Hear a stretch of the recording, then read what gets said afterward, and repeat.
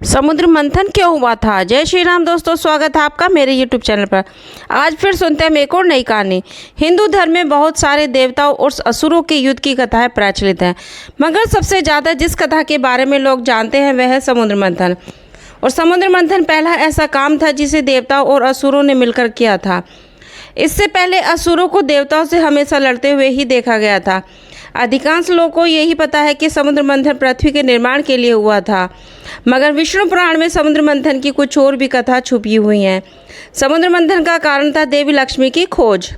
जी हाँ दोस्तों, देवी लक्ष्मी के क्षीर सागर में विलुप्त होने के बाद जब उनकी तलाश की गई तब हुआ था समुद्र मंथन। आइए जानते हैं इस दिव्य घटना के बारे में।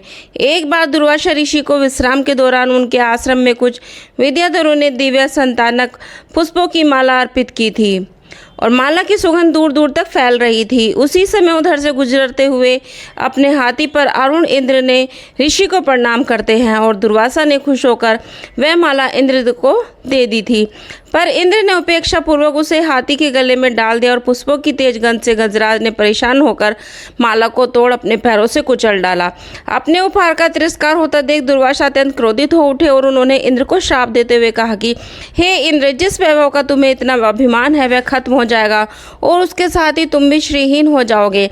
इंद्र की किसी भी बिना प्रार्थना का ऋषि पर कोई असर नहीं हुआ और श्राप के कारण इंद्र निस्तेज हो गए। उसके साथ ही अमरावती और देवों की शक्तियां ही खत्म हो गई। दुर्वासा ऋषि के श्राप के परिणाम स्वरूप अष्टलक्ष्मी क्षीर सागर में विलुप्त हो गई थी।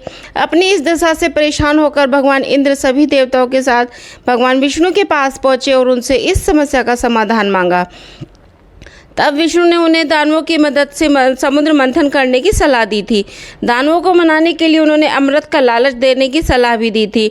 अमृत का लालसा में असुर राजी भी हो गए थे। दोस्तों, इसकी एक और कथा है। जब विष्णु पुराण के अनुसार जब ब्रह्मा जी ने भगवान विष्णु से पृथ्वी के निर्माण के विषय में बात की थी तो तब एक फिर भगवान विष्णु और देवी लक्ष्मी को एक दूसरे से बिछड़ना पड़ा।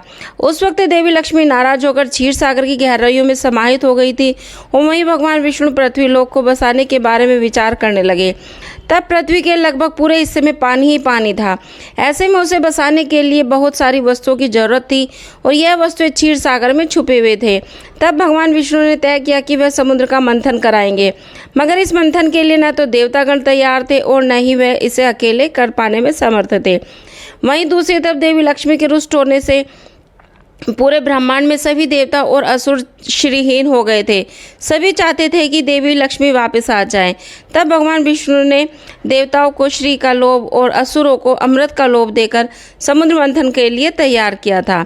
इसके बावजूद समुद्र को मंथना आसान नहीं था।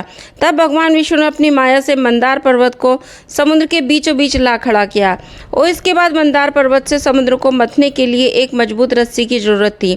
तब भगवान विष्णु ने भगवान शिव से उनके गले में वास करने वाले नाग वासुकी को समुद्र मंथन के लिए देने के लिए आग्रह किया। इसके बाद बारी आई कि वासुकी के मुंह का हिस्सा कौन पकड़ेगा और पूंछ का हिस्सा कौन पकड़ेगा। वासुकी के मुंह से जहरीली हवा निकलती थी, मगर वह हिस्सा मजबूत था, वहीं पूंछ का हिस्सा कमजोर था। तब असुरों ने तय किया कि वह मजबूत भाग को पकड़ेंगे। हालांकि यह भगवान विष्णु की एक चाल थी। इसके बाद बारी आई कि मंदार पर्वत के भार कौन उठाएगा।